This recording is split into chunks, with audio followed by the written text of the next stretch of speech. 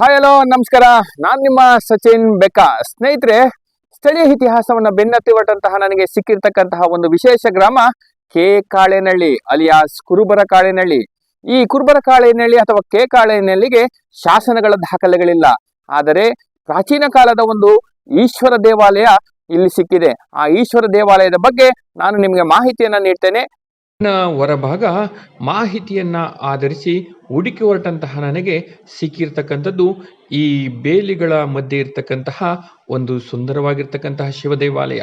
ಈ ಶಿವ ದೇವಾಲಯ ಮೇಲ್ಭಾಗದಲ್ಲಿ ಮಾತ್ರ ಕಂಡರೆ ಕೆಳಭಾಗದಲ್ಲಿ ಸಂಪೂರ್ಣವಾಗಿ ಭೂಮಿಯ ಕೆಳಭಾಗದಲ್ಲಿದೆ. ಇಂತಹ ಶಿವ ದೇವಾಲಯದ ಮಾಹಿತಿಯನ್ನು ಕಲೆ ಹಾಕಲು ಹೊರಟಂತಹ ನನಗೆ ಸಿಕ್ಕಂಥದ್ದು ಅಲ್ಲಿನ ಪುರೋಹಿತರು ಮಾತ್ರ. ಕಾರಣ, ಈ ಶಿವ ದೇವಾಲಯಕ್ಕೆ ಯಾವುದೇ ದಾಖಲೆಗಳಿಲ್ಲ. ಆದರೂ ಇದು ಪ್ರಾಚೀನವಾಗಿರ್ತಕ್ಕಂತಹ ಶಿವ ದೇವಾಲಯ ಎಂಬುದಕ್ಕೆ ಆ ದೇವಾಲಯದಲ್ಲಿರ್ತಕ್ಕಂತಹ ಶಿಲ್ಪಗಳೇ ಸಾಕ್ಷಿ. ಇಂತಹ ಶಿವ ದೇವಾಲಯದ ಬಗ್ಗೆ ಇನ್ನಷ್ಟು ಮಾಹಿತಿಯನ್ನು ನೀಡ್ತೇನೆ ಸ್ನೇಹಿತರೆ.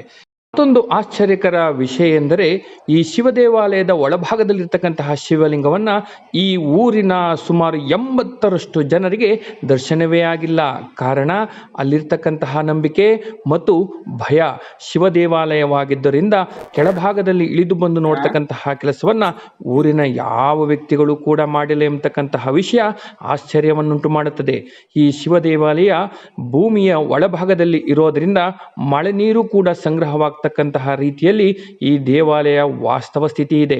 ದೇವಾಲಯದ ಬಲಭಾಗದಲ್ಲಿ ಒಂದು ಸುಮಾರು 6 ಅಡಿ ಎತ್ತರದ ಒಂದು ವೀರಗಲ್ಲು ಇದೆ. ಇದರಲ್ಲಿ ಶಾಸನದ ಸಾಲುಗಳು ಇದಾವೋ ಇಲ್ಲೋ ಎಂಬತಕ್ಕಂತಹ ಮಾಹಿತಿಗಳು ಇಲ್ಲ.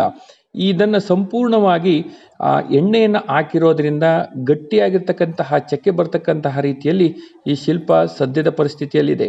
ಇದನ್ನ ಅವರ ನಂಬಿಕೆಯ ಪ್ರಕಾರ ಇದೊಂದು ಸಪ್ತಮಾತೃಕೆಯರ ಶಿಲ್ಪ. ವೀರಗಲ್ಲು ಕೆ ಕಾಳೇನಹಳ್ಳಿ ಇರ್ತಕ್ಕಂತಹ ಈ ಶಿವನ ದೇವಸ್ಥಾನ ಇಲ್ಲಿನ ಸ್ಥಳೀಯರ ಪ್ರಕಾರ, ದೇವಾಲಯದ ಪುರೋಹಿತರ ಪ್ರಕಾರ ಸುಮಾರು 400-500 ವರ್ಷಗಳಷ್ಟು ಪ್ರಾಚೀನದಾಗಿರ್ತಕ್ಕಂತಹ ಇತಿಹಾಸವನ್ನ ಹೊಂದಿದೆ. ಈ ಒಳಭಾಗದಲ್ಲಿ ಶಿವಲಿಂಗ ಇರ್ತಕ್ಕಂಥದ್ದನ್ನ ನೀವು ವಿಡಿಯೋದಲ್ಲಿ ನೋಡಿದ್ದೀರಾ. ಅದರ ಜೊತೆಗೆ 2 ನಂದಿ ಶಿಲ್ಪಗಳನ್ನು ಸಹ ಕಾಣ್ಬೋದು. ಅದರ ಜೊತೆಗೆ ನಾಗರ ಶಿಲ್ಪಗಳು ಸಹ ಇದೆ. ಮುಂಭಾಗದಲ್ಲಿ ಇರ್ತಕ್ಕಂತಹ ಒಂದು ಕಪ್ಪು ಕಲ್ಲಿನ ಆಕಾರದಲ್ಲಿ ಇರ್ತಕ್ಕಂತಹ ಒಂದು ವಿಶೇಷವಾಗಿರ್ತಕ್ಕಂತಹ ಶಿಲ್ಪ ಇದೆ. ಇದು ಇಲ್ಲಿನ ಸ್ಥಳೀಯರ ಪ್ರಕಾರ ಅದು ಸಪ್ತ ಮಾತೃಕೆಯರ ಶಿಲ್ಪ ಅಂತ ಕರೀತಾರೆ. ಅದರ ಲಕ್ಷಣಗಳನ್ನ ನೋಡಿರೋದು ವೀರಗಲ್ಲಿನ ಲಕ್ಷಣಗಳು ಕೂಡ ಇದೆ. ಇಂದಿನಿಂದ ಈ ದೇವಾಲಯವನ್ನ ಪೂಜಿಸ್ಕೊಂಡು ಬರ್ತಾ ಇರ್ತಕ್ಕಂಥದ್ದು ಇಲ್ಲಿ ಗಮನಿಸಬೇಕಾಗಿರ್ತಕ್ಕಂತಹ ಮುಖ್ಯವಾಗಿರ್ತಕ್ಕಂತಹ ಅಂಶ. ಇಂತಹ ದೇವಾಲಯಕ್ಕೆ ಪುನಶ್ಚೇತನವನ್ನು ನೀಡ್ತಕ್ಕಂತಹ ಕಾರ್ಯ ಆಗಬೇಕಾಗಿದೆ.